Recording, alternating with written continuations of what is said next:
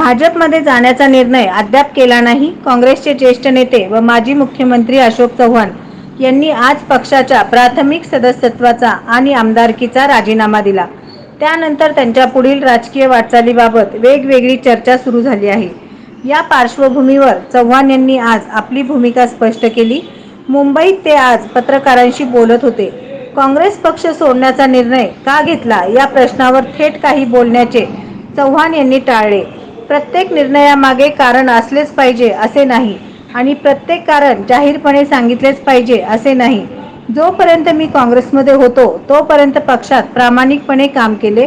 आता काहीतरी वेगळा पर्याय चाचपून पाहावा असे वाटल्याने मी बाजूला होत आहे, असे ते म्हणाले. भाजपाकडून राज्यसभेवर पाठवले जाणार असल्याची चर्चेवरही चव्हाण यांनी मत मांडले.